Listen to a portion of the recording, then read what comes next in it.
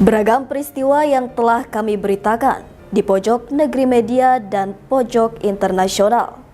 Kami telah memilih 4 berita yang menjadi sorotan dalam Top News Weekly kali ini.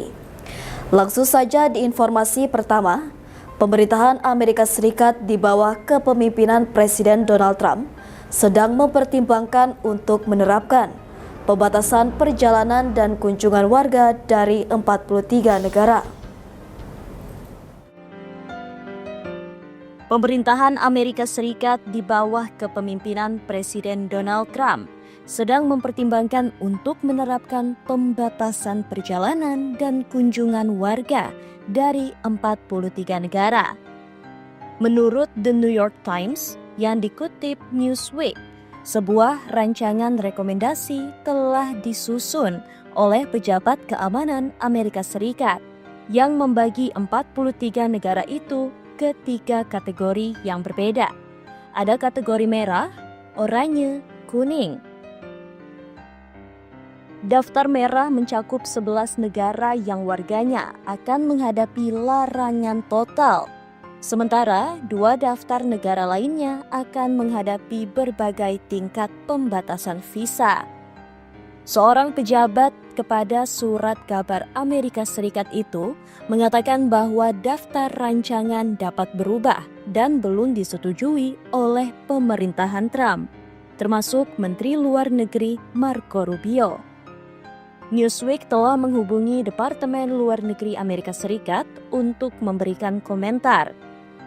Namun dijelaskan bahwa memo rancangan ini mengikuti perintah eksekutif yang dikeluarkan oleh Trump pada 20 Januari, di mana mengharuskan pemeriksaan keamanan yang lebih ketat terhadap orang asing yang ingin masuk ke Amerika Serikat, supaya dapat mendeteksi ancaman terhadap keamanan nasional.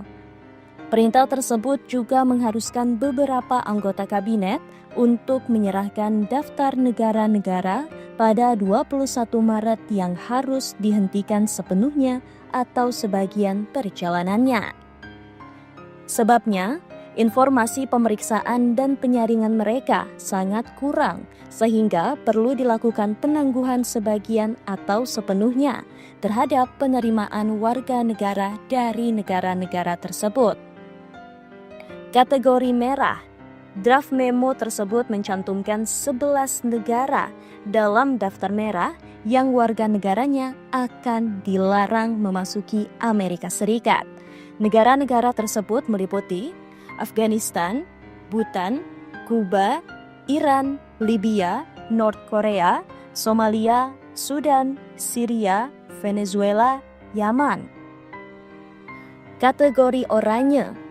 Rancangan daftar oranye tersebut mencakup 10 negara yang warganya akan menghadapi pembatasan tambahan, tetapi bukan larangan penuh untuk memasuki Amerika Serikat.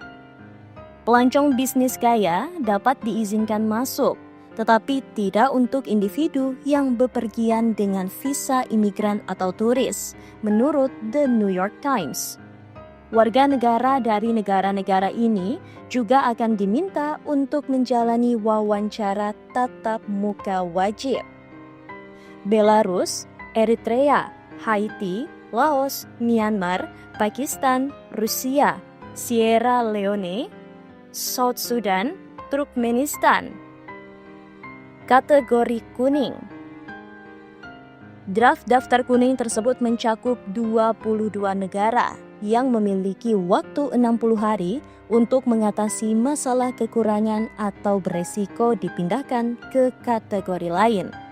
Beberapa masalah yang harus diatasi negara-negara ini termasuk kegagalan untuk berbagi informasi tentang pelancong yang datang ke Amerika Serikat, praktik keamanan yang tidak memadai untuk menerbitkan paspor, dan menjual kewarganegaraan kepada orang-orang dari negara-negara yang dilarang.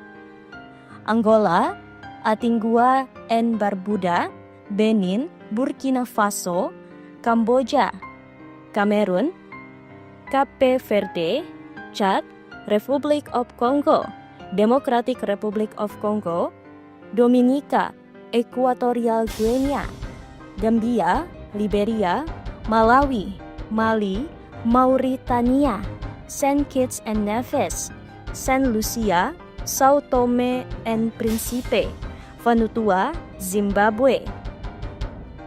Diketahui perintah eksekutif Trump pada Januari lalu bahwa larangan perjalanan akan diterapkan kembali untuk melindungi warga Amerika Serikat dari orang yang berniat melakukan serangan teroris hingga mengancam keamanan nasional. Beda dengan Joe Biden yang mencabut larangan perjalanan yang diberlakukan pada 2021 lalu. Departemen Luar Negeri sebelumnya juga mengatakan bahwa mereka mengikuti perintah Trump, serta mengungkapkan akan berkomitmen untuk melindungi negara kita dan warganya dengan menegakkan standar keamanan nasional dan keselamatan publik tertinggi melalui proses visa. Hanya saja, rancangan draft ini masih ditinjau oleh pemerintah, khususnya di Biro Regional Departemen Luar Negeri dan Spesialisasi Keamanan, sehingga kemungkinan ada perubahan dalam keputusan akhir. Selain itu, belum jelas apakah individu dari negara yang terdampak akan dikecualikan dari pembatasan tersebut atau visanya akan dibatalkan.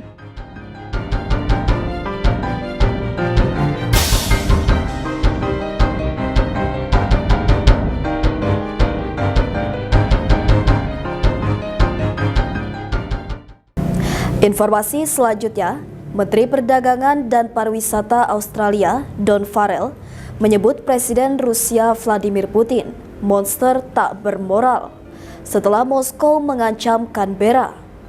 Rusia telah mengancam Australia dengan menyatakan ada konsekuensi serius jika pemerintah Perdana Menteri atau PM Anthony Albanese mengerahkan pasukan ke Ukraina.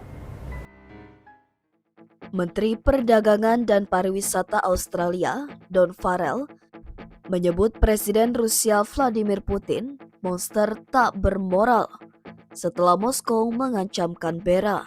Rusia telah mengancam Australia dengan menyatakan ada konsekuensi serius jika pemerintah Perdana Menteri atau PM Anthony Albanese mengerahkan pasukan ke Ukraina.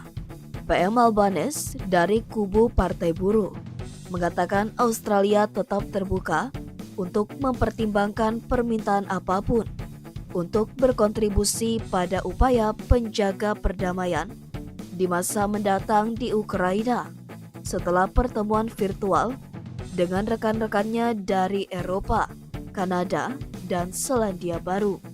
Farrell bersuara lebih keras saat merespon ancaman Rusia.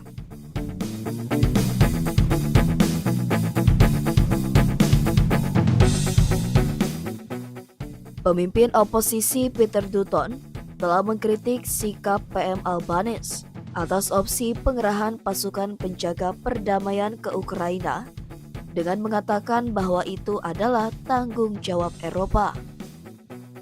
Politisi oposisi Susan Ley menyuarakan sentimen bosnya, tetapi mengatakan koalisi oposisi akan selalu mendukung Ukraina melawan invasi ilegal dan tidak bermoral.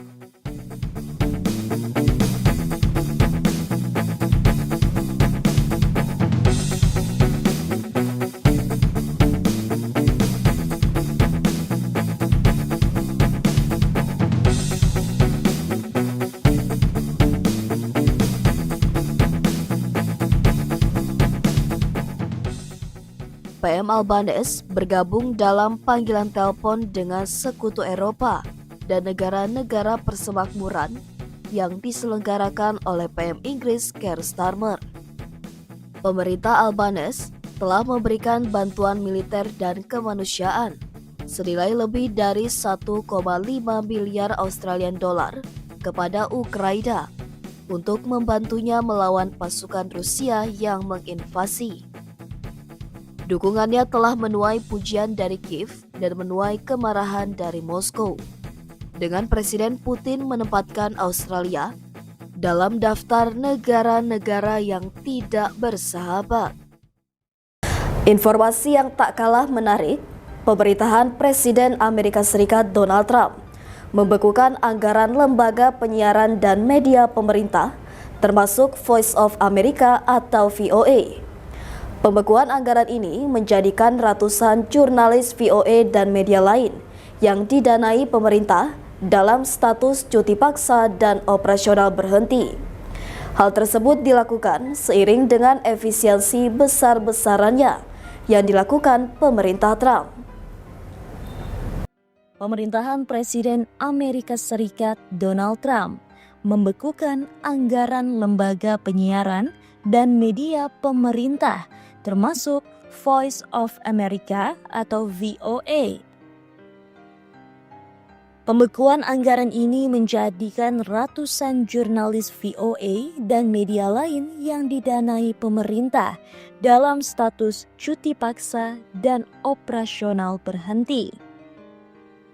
Hal tersebut dilakukan seiring dengan efisiensi besar-besarannya yang dilakukan pemerintah Trump.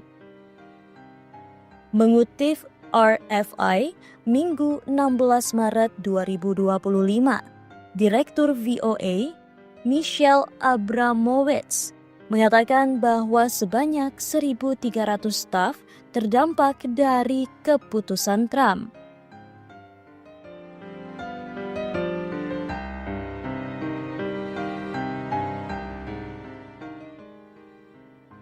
Adapun pada Jumat 14 Maret 2025, Trump menandatangani perintah eksekutif untuk mengurangi fungsi beberapa lembaga ke tingkat minimum yang diwajibkan oleh hukum. Lembaga-lembaga tersebut termasuk Badan Media Global Amerika Serikat yang menaungi Voice of America, Radio Free Europe and Asia, dan Radio Marti yang menyiarkan berita berbahasa Spanyol ke Kuba. Seorang reporter yang berbicara dengan syarat anonim karena tidak berwenang berbicara kepada pers sudah menduga hal ini akan terjadi. Kelompok advokasi pers yang berbasis di Paris, Reporters Without Borders, menyatakan bahwa mereka mengecam keputusan tersebut sebagai penyimpangan dari peran bersejarah Amerika Serikat sebagai pembela informasi bebas dan menyerukan kepada pemerintah Amerika Serikat untuk memulihkan VOA serta mendesak Kongres dan masyarakat internasional untuk mengambil tindakan terhadap langkah yang belum pernah terjadi sebelumnya ini. Informasi terakhir, Amerika Serikat atau AS di bawah kepemimpinan Presiden Donald Trump telah menciptakan lebih banyak ketidakpastian daripada pandemi COVID-19. Hal ini disampaikan oleh Luis de Guindos, Wakil Presiden Bank Sentral Eropa atau ECB. Amerika Serikat atau AS di bawah kepemimpinan Presiden Donald Trump telah menciptakan lebih banyak ketidakpastian daripada pandemi COVID-19. Hal ini disampaikan oleh Luis de Guindos, Wakil